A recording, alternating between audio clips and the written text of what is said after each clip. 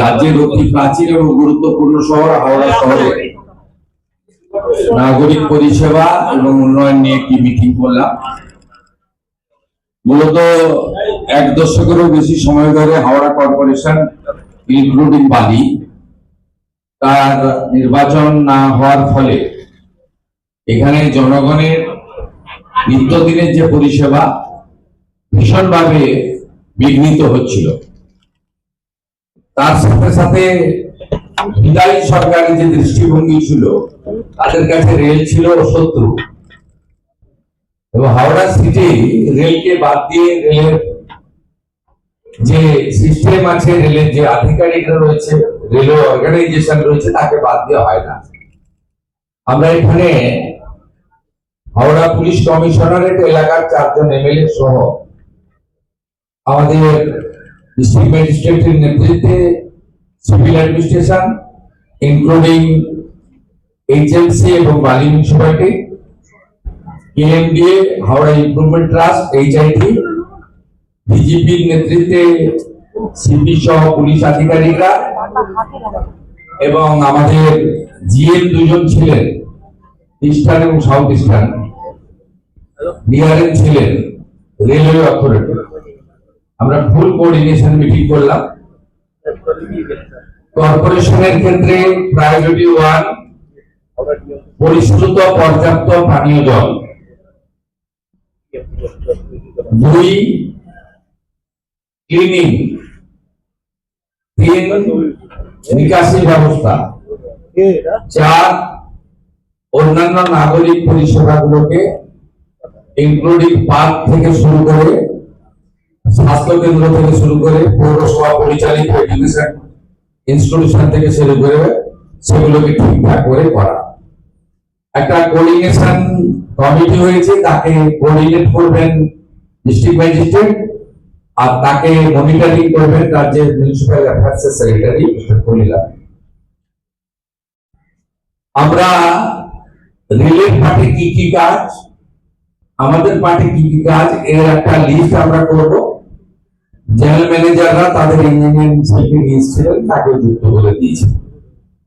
হাওড়া শহরের প্রাথমিক চাহিদাগুলো পূরণ করে লং টার্মে হাওড়াকে আরো বিকশিত নগরী তৈরি করা এবং ডিলিমিটেশন, ওয়ার্ড ডিলিমিটেশনের কাজ কমপ্লিট করে যত দ্রুত সম্ভব এই বছরের মধ্যে নির্বাচিত কর্পোরেশন বা পৌরসভার হাতে দায়িত্বভার হস্তান্তর করার প্রক্রিয়া শুরু করার জন্য আমরা আজকের মিটিং এ সিদ্ধান্ত নিয়েছি।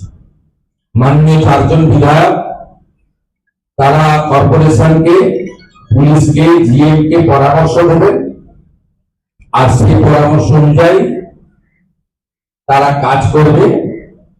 আমরা আর্জেন্ট ওয়ার্ক 3 মাসের পরিকল্পনা এবং যতক্ষণ না নির্বাচন হচ্ছে কর্পোরেশনের তার পরিকল্পনা, রেলের সঙ্গে সমন্বয় এবং বিগত দিনে অবৈধ যে সমস্ত বিল্ডিং এখানে তৈরি হয়েছে তার ফ্যাক্ট ফাইন্ডিং অনুসন্ধানকারী টিম তৈরি করে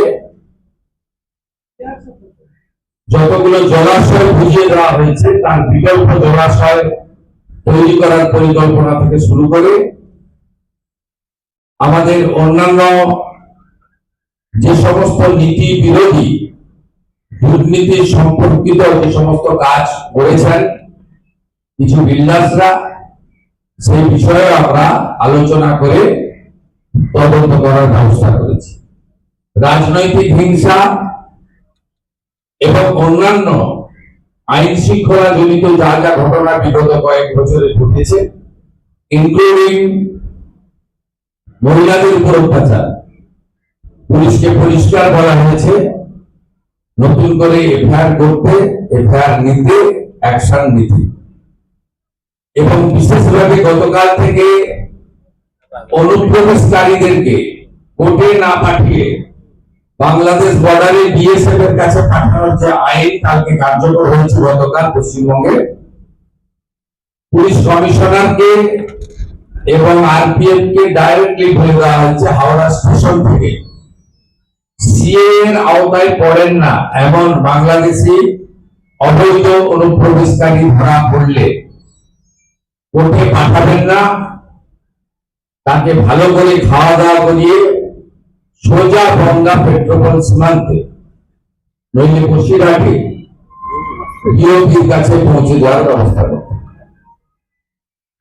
এবং তার সংখ্যা প্রত্যেক সপ্তাহে থ্রু ডিজিপি সিও মতে পাঠাতে হবে। Is there any question?